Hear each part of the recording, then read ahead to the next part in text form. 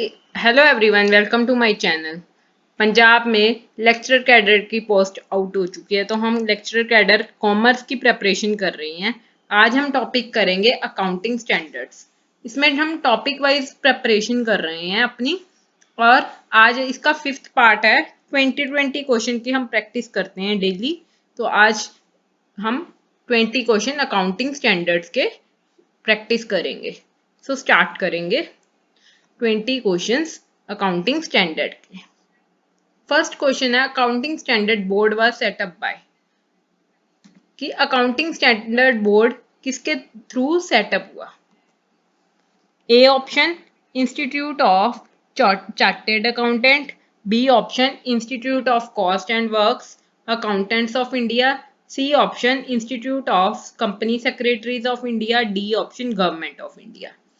तो हमारा जो अकाउंटिंग स्टैंडर्ड बोर्ड, जिसको हम ASB भी कहते हैं, उसको सेटअप किया था ए option institute of chartered accountants of India. Clear है? नाउ सेकंड क्वेश्चन है, valuation of inventory is dealt with in. अब हम वैल्यूएशन ऑफ इन्वेंट्री को कौन से अकाउंटिंग स्टैंडर्ड में डील करते हैं? Accounting standard 1, accounting standard 2, accounting standard 3, accounting standard 4। तो इसका करेक्ट ऑप्शन है अकाउंटिंग स्टैंडर्ड 2। तो ध्यान रखना, इन्वेंट्री के लिए कौन सा अकाउंटिंग स्टैंडर्ड है हमारा? Accounting standard 2। थर्ड क्वेश्चन है, match the list 1 and list 2 and select the correct answer using the given codes below. देखो, हमें लिस्ट 1 और लिस्ट 2 दे दी। Accounting standard 2, accounting standard 6, accounting standard 9 and accounting standard 10। और इधर क्या, फर्स्ट में accounting standard on fixed asset, B A option है accounting standards on revenue recognition, C option है accounting standard of depreciation, accounting standard on evaluation of inventory. अब codes दे दिए कि किसके साथ क्या मैच करेगा। देखो, अभी हमने किया है कि अकाउंटिंग स्टैंडर्ड 2 किसका है? इन्वेंट्री का। यहाँ पे कौन सा ऑप्शन दिया है?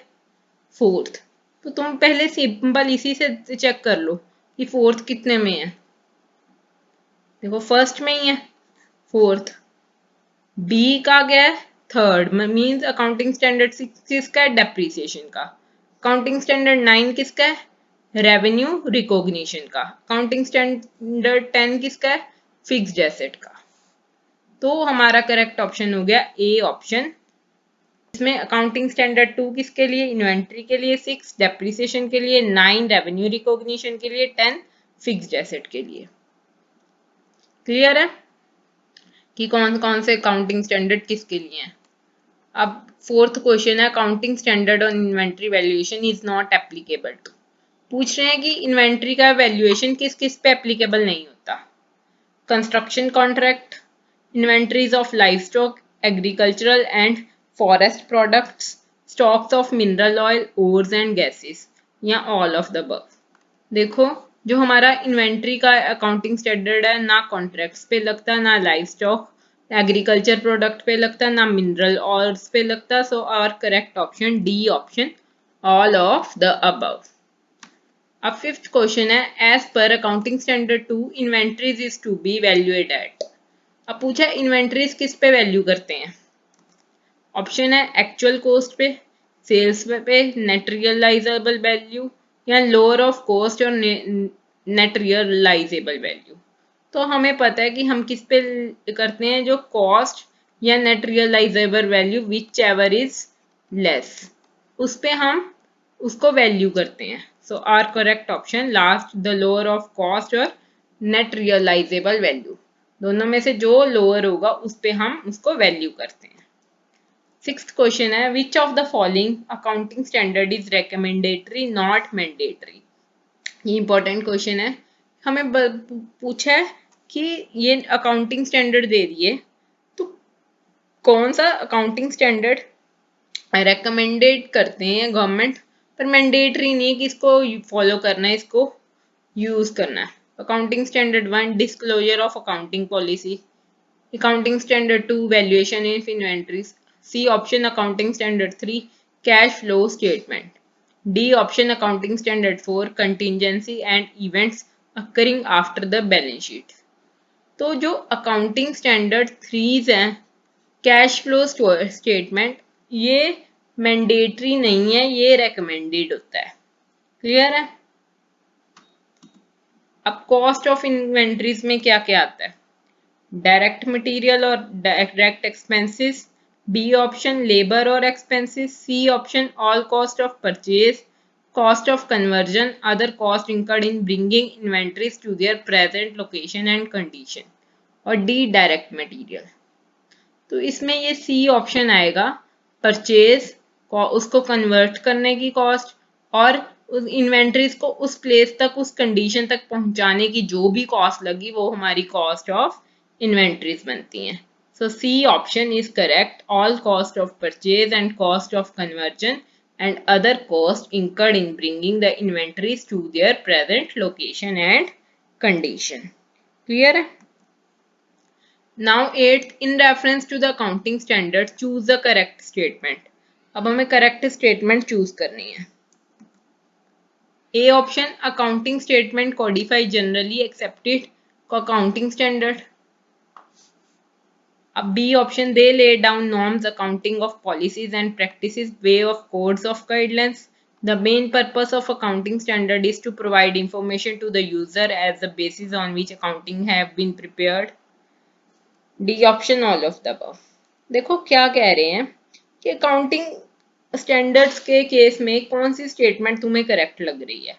देखो अकाउंटिंग स्टैंडर्ड किस बेस पे बने हैं? जनरली एक्सेप्टेड अकाउंटिंग स्टैंडर्ड्स है। यस, ये अकाउंटिंग पॉलिसी और प्रैक्टिसेस को गाइडलाइन करते हैं कि हमें उनको कैसे फॉलो करना है। यस, ये भी सही है। और क्या मेन पर्पस है अकाउंटिंग स्टैंडर्ड का? कि इंफॉर्मेशन ये देनी यूजर्स को कि किस बेसिस पे अकाउंट्स बने हैं, कि एक यूनिफॉर्म बेसिस हो कि सबके अकाउंट्स एक बेस पे ही बने। So D option is correct, all of the above. Now 9th question, which of the following factors should be considered while estimating the useful life of a depreciable asset? अब पूछा है कि हम कौन कौन से फैक्टर्स को कंसीडर करते हैं जब हम डेप्रिशिएबल एसेट को की एस्टिमेट करते हैं यूजफुल लाइफ को। ये अकाउंटिंग स्टैंडर्ड कौन सा डेप्रिसिएशन का? 6। क्लियर है? अब ऑप्शन है expected physical wear and tear, ये चेक करते हैं। Obsolescence, legal and other limits on the use of asset, क्या लिमिट्स हैं, फिजिकल वियर टियर क्या है, ऑब्सोलेंस क्या है। ए ऑप्शन भी सही है, बी भी सही है, सी भी सही है। सो करेक्ट क्या हो गया हमारा? All of the above. Now 10th question, according to the accounting standard 6, depreciable asset are assets which. अब पूछा है कि डेप्रिशिएबल एसेट कौन से होते हैं? Are expected to be used during more than one accounting period, have limited useful life. C option, are held by an enterprise for the use in production or supply of goods and services, for rental to other for the administrative purpose, not for the purpose of sale in the ordinary course of the business. देखो depreciable asset कौन सी बनती है कि जिसपे हम depreciation लगा सके, जिसको हमने more than one accounting period के लिए यूज किया हो, मींस कि लॉन्ग टर्म के लिए हमारे पास एसेट हो, लिमिटेड लाइफ हो, अनलिमिटेड लाइफ ना हो, एक लिमिटेड लाइफ हो 10 ईयर्स, 15 ईयर्स, 5 ईयर्स, जिसके लिए हम उस एसेट को यूज कर पाए। सी है कि एंटरप्राइज उसको यूज कर रही है प्रोडक्शन में, अपनी कोई सप्लाई करने में, मे बी एडमिनिस्ट्रेटिव वर्क में यूज कर रही हो, मे बी कोई रेंटल दिया हो, बट उसका यूज सेल ऑफ बिजनेस में नहीं होना चाहिए कि सेल कर रहे हैं उस चीज की, तो वो डेप्रिशिएबल नहीं है। So D option is correct. Now 11th question, accounting standard 6 deals with the depreciation accounts and applies to depreciable assets except, अब किस किस पे नहीं लगता? Forest, plantation and similar regenerative natural material, wasting assets and expenditure on research and development, goodwill and livestock, D all of the above। तो देखो depreciation ना forest और रीजनरेटिव नेचुरल रिसोर्सेज पे लगता है, ना वेस्टिंग एसेट्स पे लगता है जो रिसर्च और डेवलपमेंट के वर्क में आती है, ना गुडविल और लाइफ स्टॉक पे लगता है। So D option is correct, all of the above. Now 12th question है assessment of depreciation and the amount to be charged in respect thereof in an accounting period are usually not based on.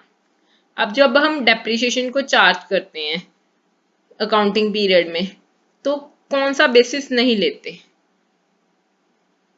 Market value लेते हैं उसकी, historical cost या other amount substituted for the historical cost of depreciation asset when the asset have been revalued, expected useful life of the depreciable asset, D estimated residual value of the depreciable asset.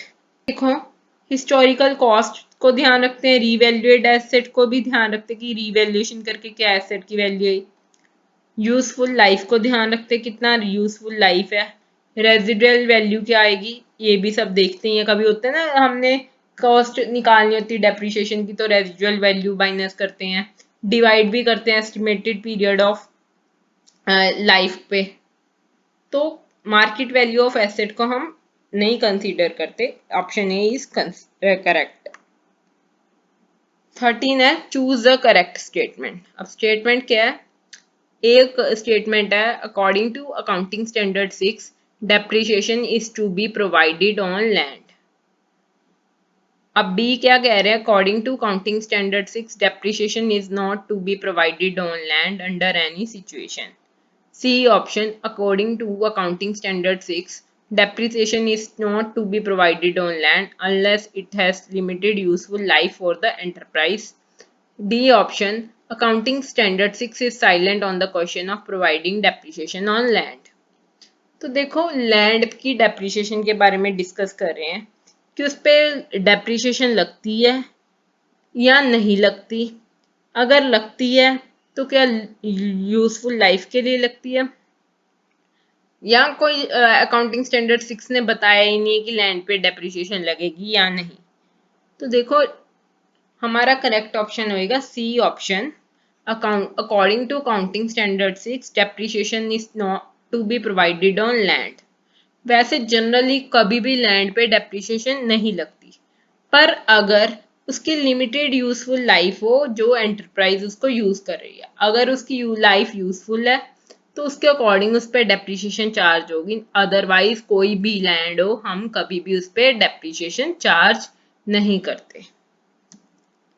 अब 14th question है which of the following is not required to be disclosed according to accounting standard 6।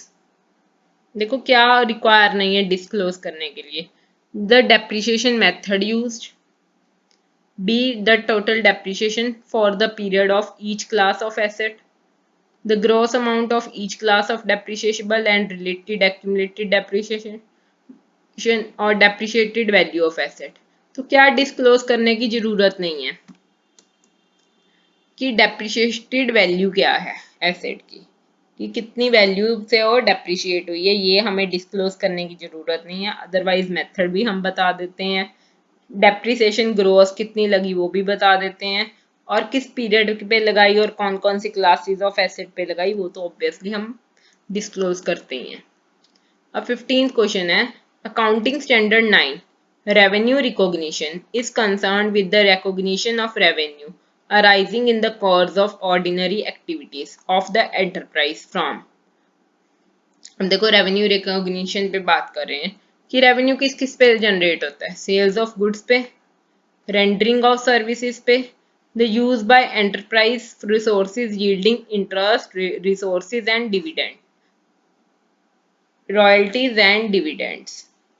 तो देखो sales of goods से भी revenue generate होता है, service दे रहे हैं उस पर भी रेवेन्यू जनरेट होगा, तो एंटरप्राइजेस को कोई रॉयल्टी मिल रही है, इंटरेस्ट मिल रहा है या डिविडेंड, उससे भी रेवेन्यू जनरेट होता है। So D option all of the above is correct option. 16th question है what is the primary objective of accounting standard.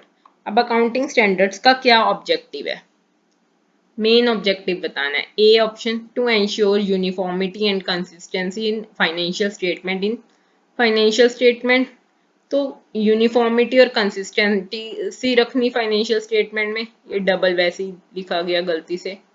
To increase the profit of the business, business profit को increase करने के लिए, to decrease the tax liability of the company, या none of the above. तो देखो accounting standard का objective क्या है, जो मैंने पहले भी तुम्हें बताया था कि यूनिफॉर्मिटी और कंसिस्टेंसी रहे फाइनेंशियल स्टेटमेंट में। जैसे हमने प्रीवियस ईयर में बनाई वैसी इस साल भी वही स्टैंडर्ड्स को फॉलो करके बनाएंगे, तो इजी रहता है कि कोई भी हमारी फाइनेंशियल स्टेटमेंट देख रहा है तो उसको पता है कि कौन से अकाउंटिंग स्टैंडर्ड यूज हुए हैं, तो हमें कंपेयर करना और उसको एनालाइज करना वेरी इजी रहता है। So A option to ensure the uniformity and consistency in the financial statements. अब है when was the Accounting Standard Board ASB set up in India? अब अकाउंटिंग स्टैंडर्ड बोर्ड कब सेटअप हुआ India में? A option 1956 में, 1972 में, C option 1977 में, D option 1982 में। तो अकाउंटिंग स्टैंडर्ड बोर्ड हमारा सेटअप हुआ था 1977 में। क्लियर है? अब 18th क्वेश्चन है, accounting standards in India are currently formulated by ASB. ASB means accounting standard board and notified by the, और नोटिफाई कौन करता है? Central government, state government, supreme court या डिस्ट्रिक्ट कोर्ट। तो अकाउंटिंग स्टैंडर्ड को formulate ASB करता और उसको नोटिफाई करता हमारा central government. So A option central government is correct. Now 19th question है, which of the following considered a primary qualitative characteristics of accounting information to make it useful for decision making? अब qualitative characteristics क्या है जो accounting information को useful करता है?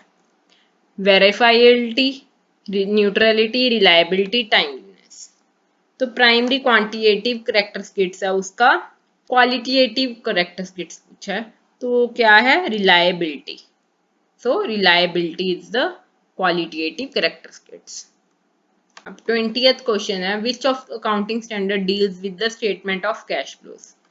तो cash flows की स्टेटमेंट से कौन डील करता है? वैसे अकाउंटिंग स्टैंडर्ड 3 डील करता, हमने पहले भी पढ़ा था, but according to Indian accounting standard वो कौन सा होगा? 7।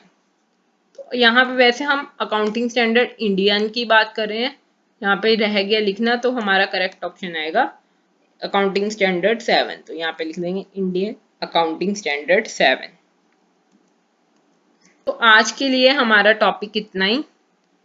यहाँ तक वीडियो देखने के लिए थैंक यू। वीडियो को लाइक करें, शेयर करें अपने फ्रेंड्स के साथ, और चैनल को सब्सक्राइब करना ना भूले। कोई डाउट है तो प्लीज़ कमेंट करना, कोई आपको और टॉपिक समझना है तो वो भी बताना कि कौन कौन सा आपको टॉपिक समझना है। यहाँ तक वीडियो देखने के लिए थैंक यू एंड बाय।